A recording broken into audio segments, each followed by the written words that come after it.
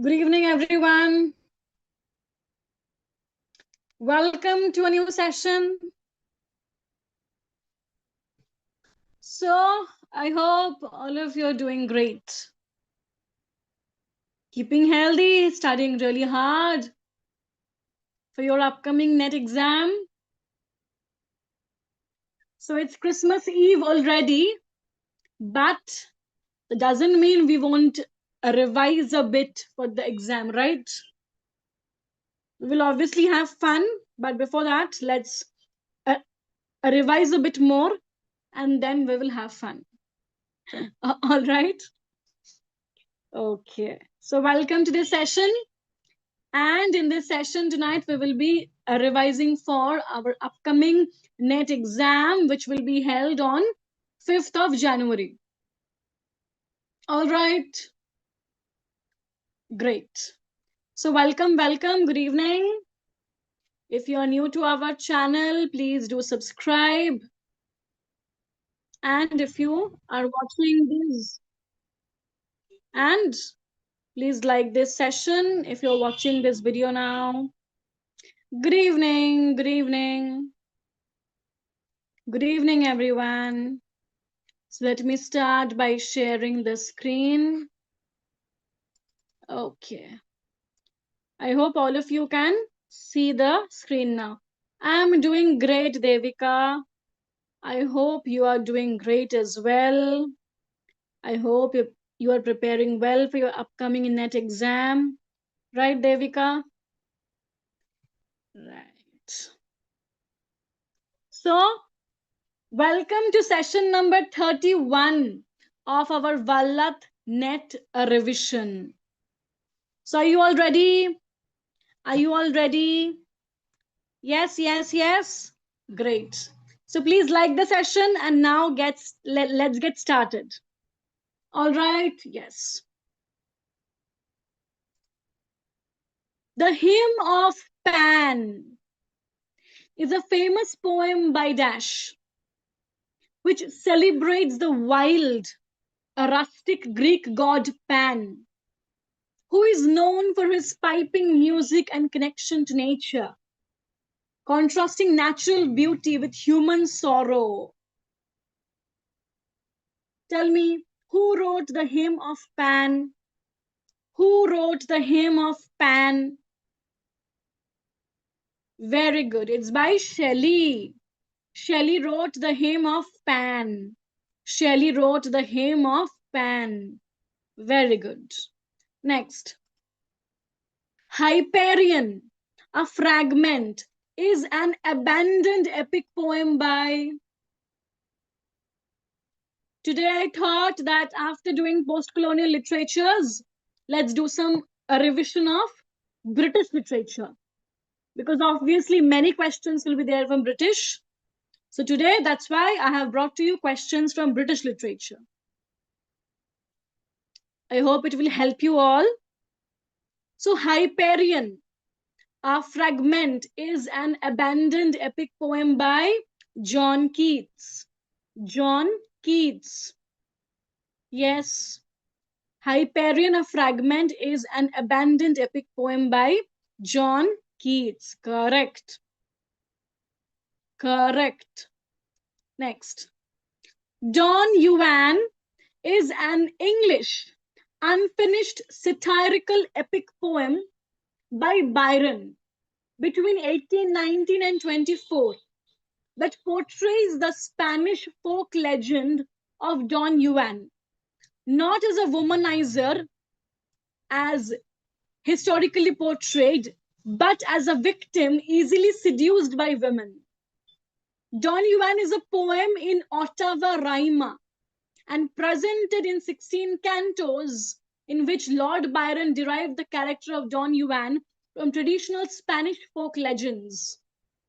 However, the story was very much his own. Is all this true about Don Juan of Byron? Was this written between 1819 and 24? Is this work in 16 cantos? Because they often ask about questions like this about the number of cantos and all. Yes, all this is absolutely true about Don Juan.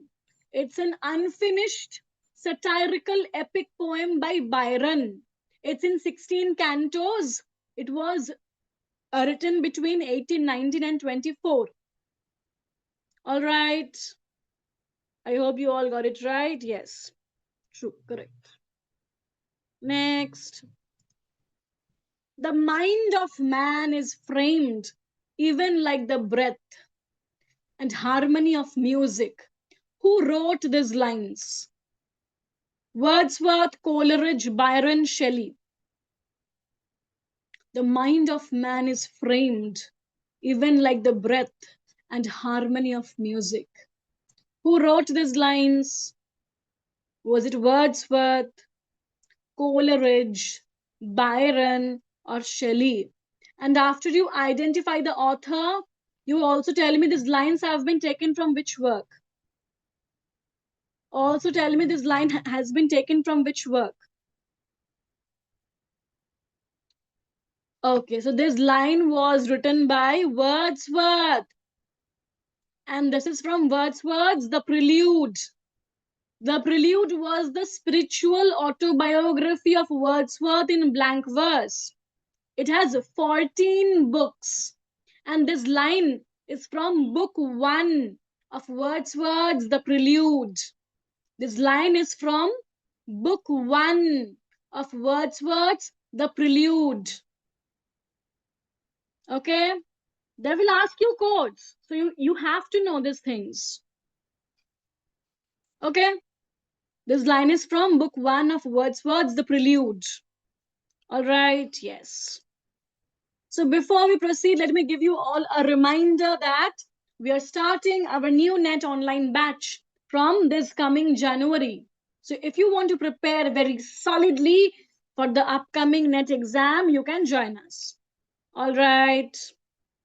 Chalo, let's move on to the next question. The Heart of Midlothian is a novel by, very easy question, tell me. The Heart of Midlothian is a novel by, yes, The Heart of Midlothian. It's a novel by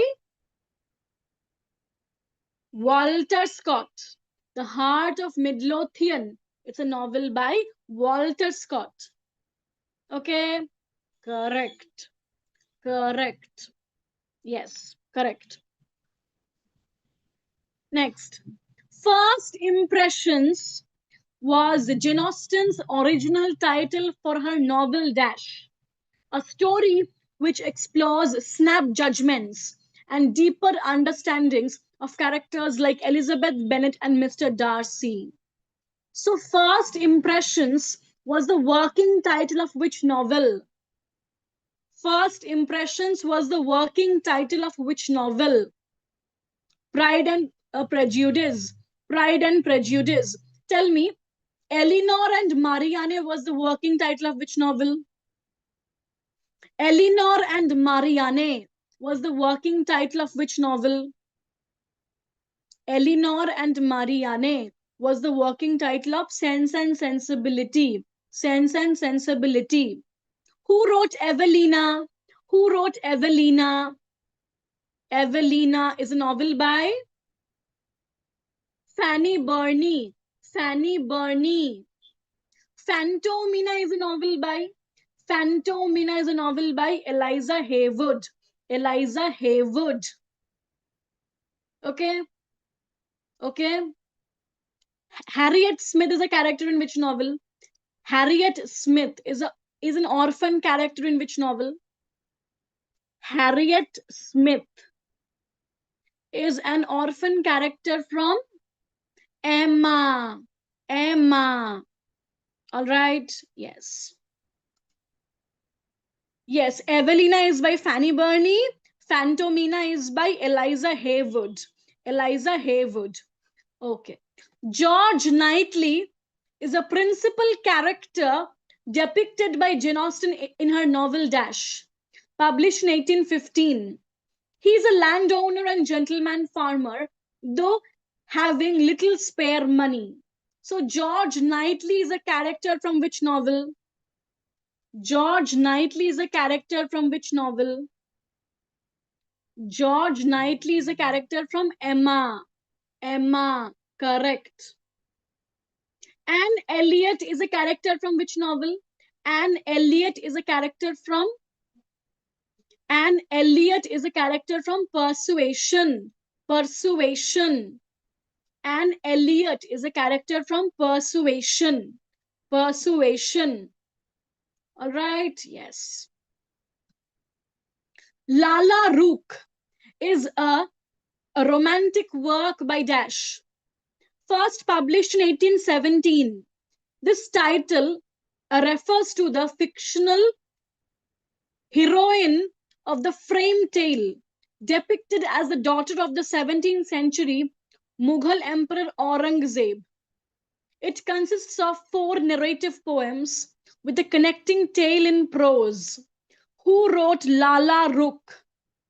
Lala Rookh is by Thomas Moore, the Irish poet. Lala Rookh is very popular, very important. Okay, Lala Rookh. It's a work by the Irish poet Thomas Moore. Thomas Moore. Okay, right. Not Collins, it is Thomas Moore. Right. Next. Imaginary Portraits by Dash is a collection of fictional prose poem-like character studies set in historical periods, exploring aestheticism, cultural shifts, and the inner lives of sensitive individuals who feel out of sync with their times, like the painter Watteau or the philosopher Sebastian van Storck. Blending art, biography, and the fiction to delve into themes of beauty, desire, and mortality. All these themes which aestheticism was very much preoccupied with. Tell me who wrote Imaginary Portraits? It's a work dealing with many important themes of aestheticism. Yes, Imaginary Portraits is by Walter Pater. Walter Pater. So whenever you see terms like aestheticism, you have to wisely guess that it can be Oscar Wilde or Walter Pater, right? You have to be very wise in your selection of options. You have to make educated guesses, not randomly blind guesses. No. Right?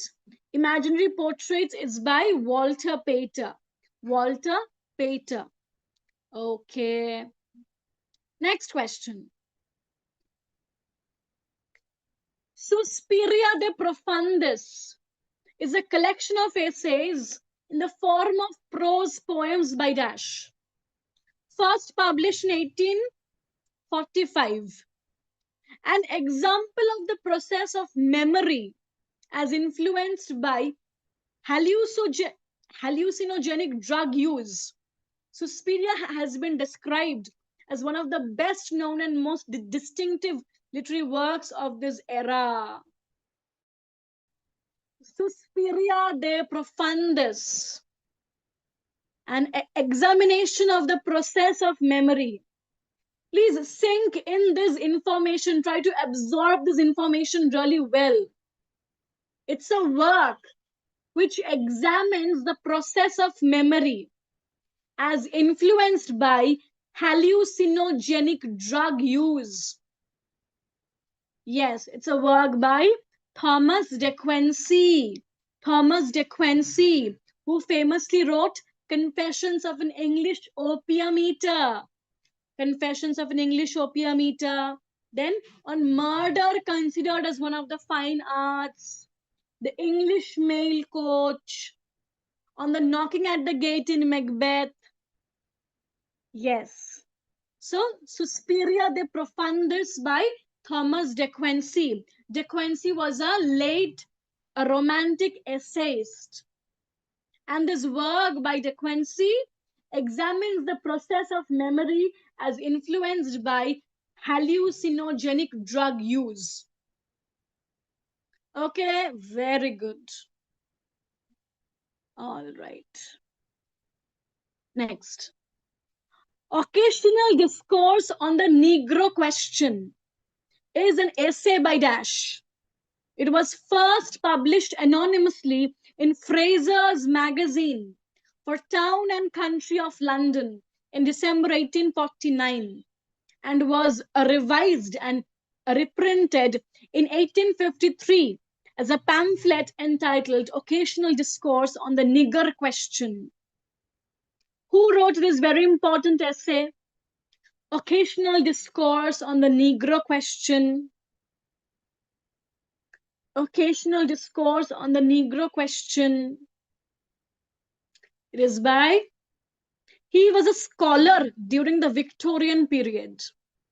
He was a scholar of the Victorian period.